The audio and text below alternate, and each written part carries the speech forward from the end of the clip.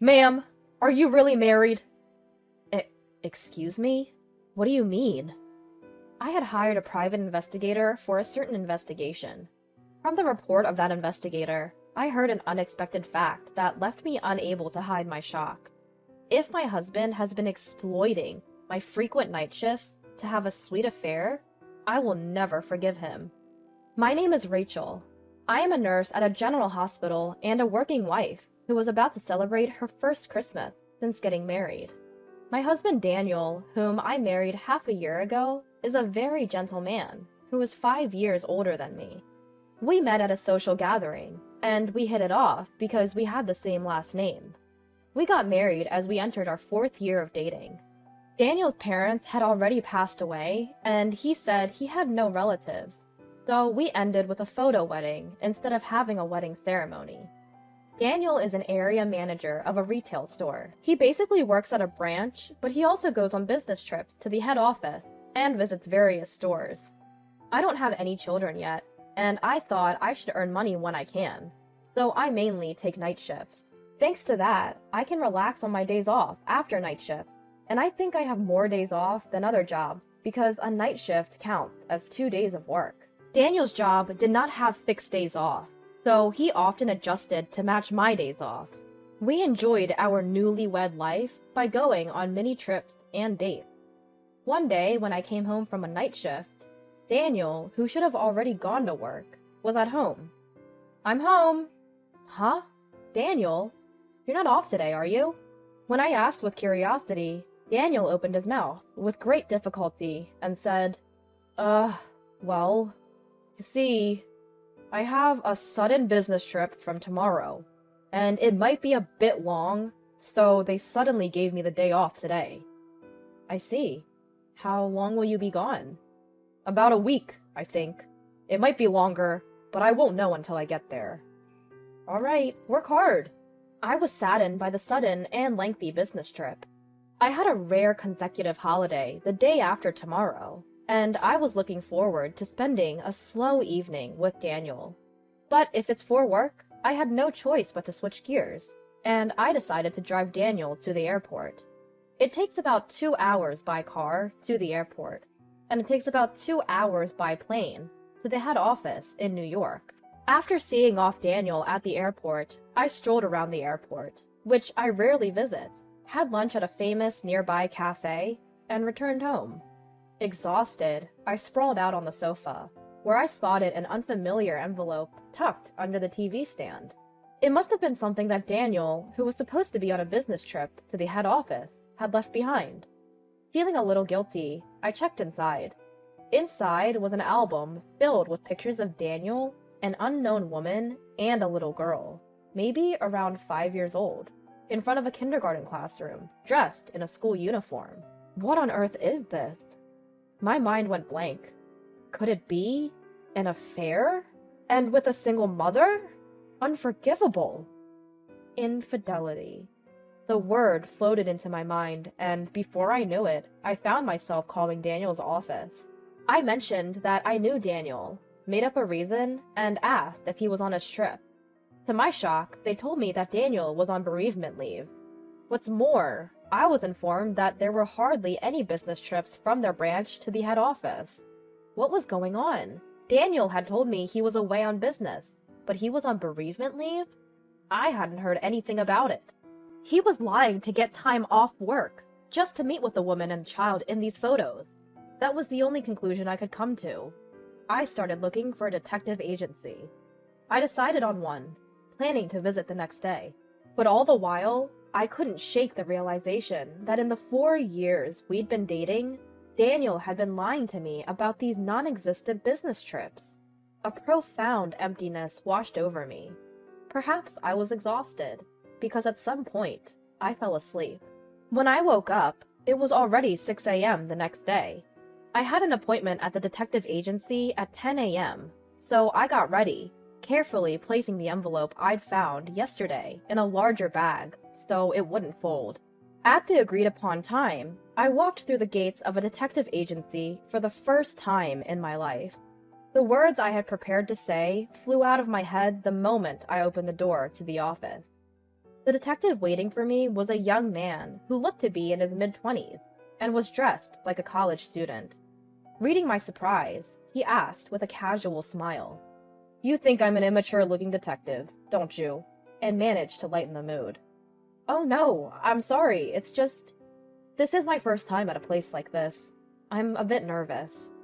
I responded on impulse, but he kindly urged me to sit on the sofa. After a small talk with the detective, I took out the album that had led me to suspect Daniel of infidelity. True to form, the detective started collecting necessary evidence, deftly making copies. He picked up a copy of the picture of the three in front of the school and told me, "This is likely to be a significant clue." The name of the school was clearly visible in the photo. Immediately, the detective searched for the preschool online and made a call. He made the call in a separate room, so I had no idea how he extracted the information, but apparently, the little girl in the photo was a student at that preschool. And unsurprisingly, that child was currently on a leave of absence from the school. The school was located in New York, so I was told it would be an expensive job, but I agreed. Actually, I had been studying and investing in stocks and Forex since adulthood.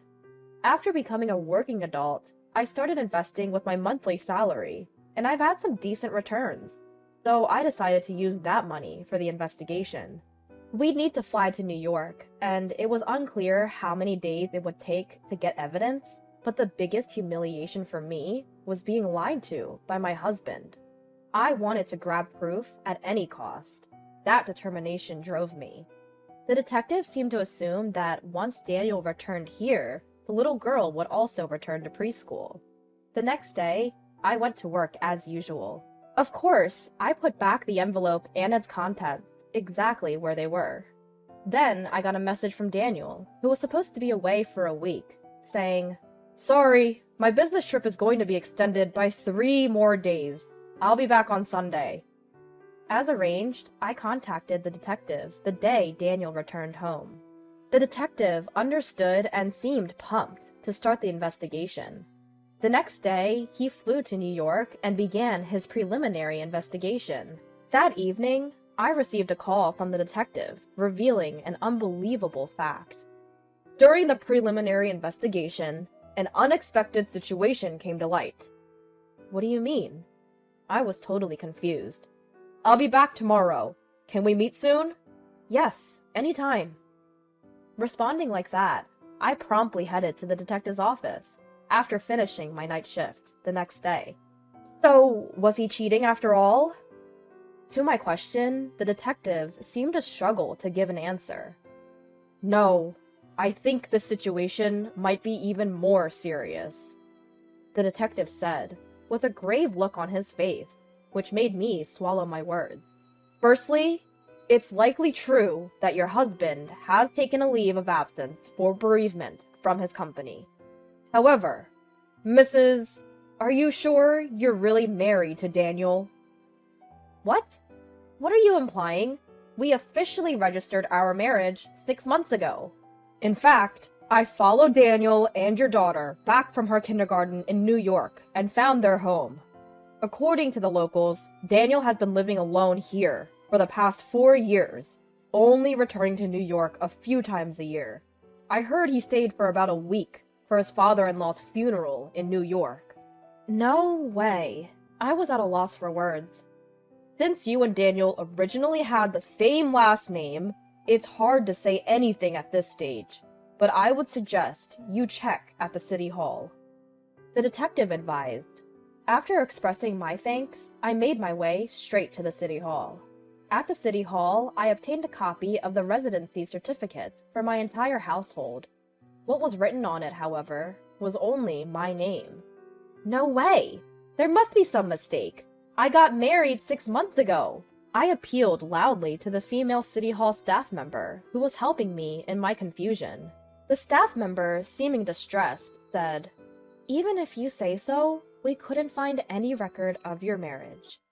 But I insisted, pleading with her. "Please, check it again.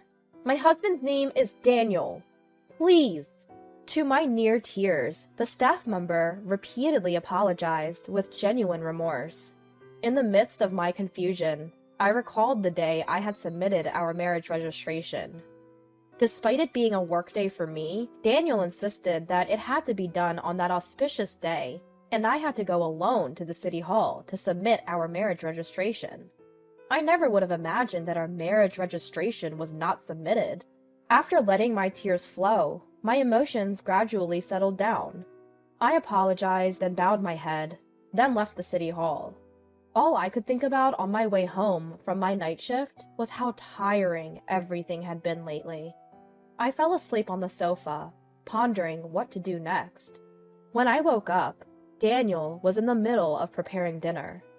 Seeing him like this reminded me of the woman and the girl in the photo.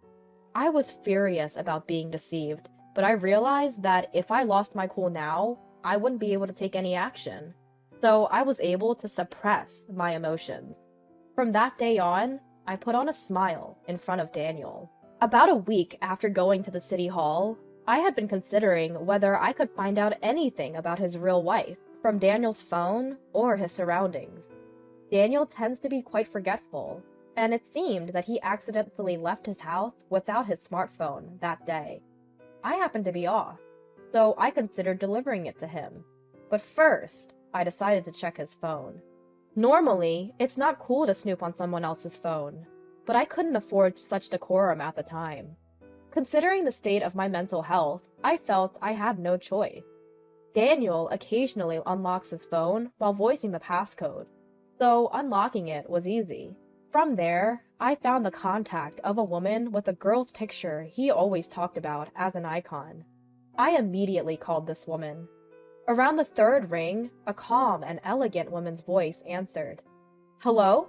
Who is this?" When I asked, "Are you Mrs. Daniel Smith?" the woman's tone turned puzzled. "Yes, I am. But who are you?" "I'm someone Daniel met at his outstation. It's hard for me to say this, but we are living together now." "So there really is a woman at his outstation. I see. I was planning to visit my husband who lives there during the end of the year holidays. Can we talk then?" I didn't expect this turn of events. I gladly accepted such a generous offer. Around that time, Daniel said, "Sorry, but there's a reunion in my hometown this New Year's, so I'm going to go back home." I had been waiting for these words from Daniel. Of course, I immediately agreed. According to what his wife told me, Daniel's hometown is the next town over. I heard both his parents had passed away, and he had no relatives. But it turns out, both parents are alive and well, and still living in the next town. There's only 1 month left until the end of the year. I decided to find a lawyer who specializes in relationships and planned to thoroughly punish Daniel. Until the day of the showdown, I acted as usual with Daniel, but emotionally, it was unbearable. And finally, 1 month later, the day of the showdown arrived. I told Daniel I had a night shift starting the night of the 30th and left the house with a smile, saying, "Take care, and Happy New Year!" Of course, I explained the situation at work, and got a vacation from December 30th to January 2nd. I stayed at a business hotel on the 30th, and on the morning of the 31st, I went to the meeting place with Daniel's wife, and saw an elegant woman just like in the photos. Her name is Mary, and she married Daniel 6 years ago, and they have a 5-year-old daughter. After briefly discussing each other, Mary and I began executing the plan. Mary came all the way from New York by plane, with her parents and her daughter. Since this isn't a story to tell a young child, she left her daughter with her mother, in the hotel room. Together, with Mary's father, we were heading to Daniel's family home. It seemed that Mary had spoken to Daniel's parents beforehand, so I was surprised when they bowed deeply to me as soon as they saw me. Then, on the evening of the 31st, as planned, Daniel opened the door to his parents' living room. "I'm home!" "Welcome back!" The woman who welcomed Daniel with a smile was not Daniel's parents, nor Mary, but me. Seeing me, Daniel went pale. "Why are you here?" I faced the surprised Daniel and replied with a calm smile. What's this? Weren't you married to me? No. This is... Daniel couldn't move, pale as a ghost. There stood Mary, Mary's father, and Daniel's parents, all present. They all glared at Daniel with stern faces. Mary spoke up quietly. What's the meaning of this, Daniel? We just had a baby and needed help from our parents. So I asked you to work away from home. But behind our backs, you've been having an affair and leading a double life. Mary spoke so matter-of-factly that for a moment, I felt a chill run down my spine. I'm just glad we're on the same side now. I began to berate him as well. Daniel, every time you said you were going on a business trip, it seems you were meeting with your family. You were married. Why did you approach me? Did you think you could deceive me? This is marriage fraud. You're scum. And when I asked your company about your business trips, they said you hardly ever go on them. What are you thinking with such a beautiful wife and adorable daughter at home? I was such a fool to believe your lies. Confronted by both of us, Daniel sighed, then burst into laughter. I wonder how I was found out. Living a double life was fun, especially with Rachel working well. It was easy to deceive you because we have the same last name, and you mostly work nights, so I could do whatever I wanted. Upon hearing those words, Daniel's mother, who had no recollection of raising such a son, gave him a punch in the face. I looked up at Daniel and said, That's right. Besides me, you had 3 other lovers, didn't you? As I thrust the incriminating photos at him. Startled, Daniel sputtered. What is this? Are you stalking me? I'll sue you. These are all the pieces of evidence gathered by a private investigator I hired because I thought you were having an affair. We're going to make you pay damages, to both Mary and me. As I said this with a firm tone, Daniel suddenly collapsed to the floor, begging for mercy. I'm sorry. Just spare me the damages. I'll continue my relationship with both of you. Just spare me the damages. He cried out. I was speechless with disbelief, but it seemed that he was broke from spending too much on his other lovers. I couldn't care less. I left Daniel's childhood home with the words, I don't even want to speak to you anymore. Let's deal with the rest through our lawyers. After that, I went through my lawyer to file a claim for compensation on the grounds of bigamy. I was grateful to my lawyer when the money was successfully recovered. I felt guilty towards Mary and tried to give her some of the compensation, but she refused. In fact, she was grateful for all the evidence I provided, and we became friends. According to Mary, she collected compensation from Daniel's other girlfriend and broke up with him. Of course, she made sure to get her fair share of alimony and child support. Apparently, one of his mistresses was a colleague of his, and Daniel was demoted at work and sent to a subsidiary company. At the new company, he's apparently being bossed around by a younger employee and cries every day. However, he can't quit his job because he needs the money to pay off the compensation. On the other hand, I moved out of the house I had been living in and rented a place that's just right for living alone, and I'm leading a carefree life. I now visit New York a few times a year and continue to be friends with Mary and her daughter.